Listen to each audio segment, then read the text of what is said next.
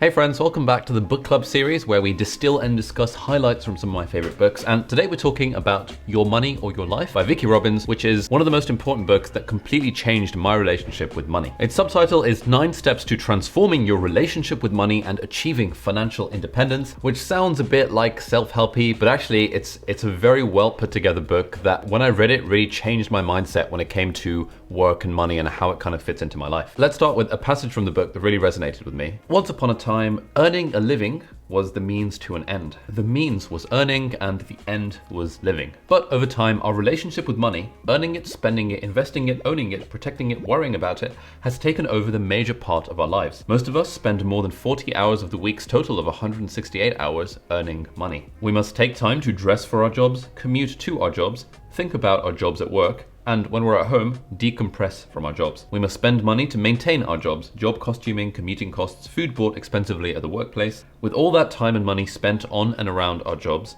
is it any wonder that we've come to take our identities from them? When asked, what do?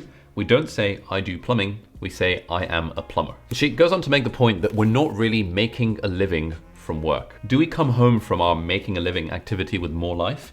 Do we bound through the door refreshed and energized, ready for a great evening with family and friends? Where's all the life that we supposedly made at work? And she says that for many of us, we're not making a living. Instead, we are making a dying. We are essentially whiling away our life energy on this thing that we call our job in the hope that it's going to bring us meaning and fulfillment and joy and happiness and money. And we say that the things that we value are our friends, our family, our local community, and certainly in every study that's been done on happiness, those are the things that lead to a happy, meaningful, and fulfilled life.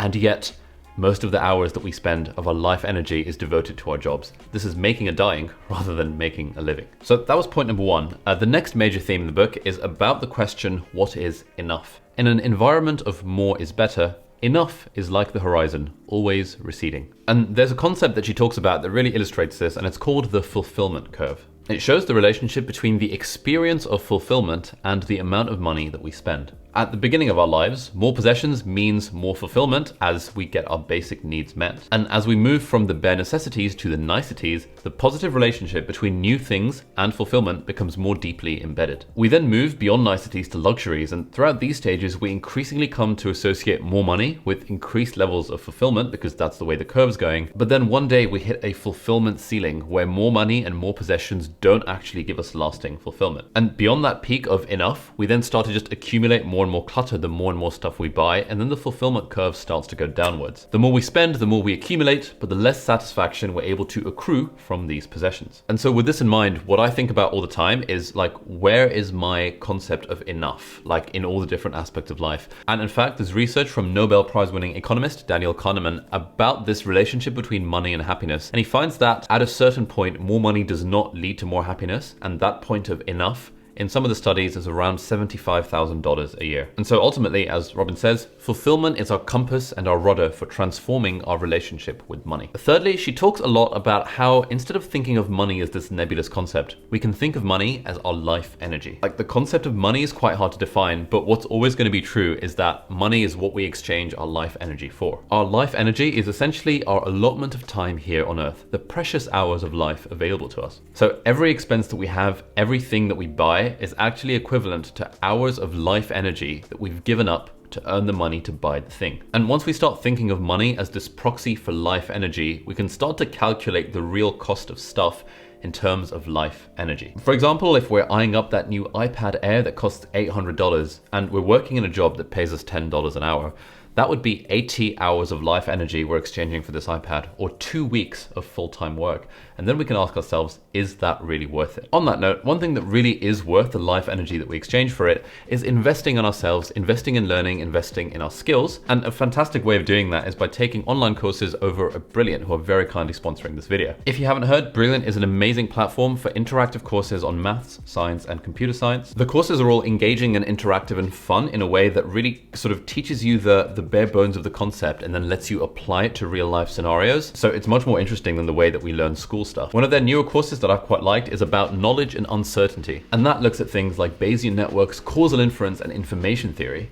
but all in a package that's engaging and accessible. If you want to join me in taking the class and investing in yourself, then head over to brilliant.org/Ali, and the first 200 people to hit that link will get 20% off the annual premium subscription. Obviously, any amount of money that we spend is an exchange of our life energy, but as I said, when we're investing in ourselves, that life energy is generally worth it, and it certainly is the case for Brilliant. And in fact, one way to justify purchases of anything, including Brilliant, is by asking ourselves 3 questions when it comes to the stuff that we're buying. Firstly, did I receive fulfillment and satisfaction and value in proportion to the life energy spent? And this question is good because it forces us to think about how much life energy we're actually spending to acquire the things that we think that we want. Secondly, is this expenditure of life energy in alignment with my values and life purpose? And this encourages us to think about, like, is the thing that we're buying actually in line with what we say we want from life and what we morally believe? And thirdly, how might this expenditure change if I didn't have to work for money? And this question is interesting because it forces us to think about, like, whether we're buying this thing because it relates to our job. For example, if we're buying a fancy suit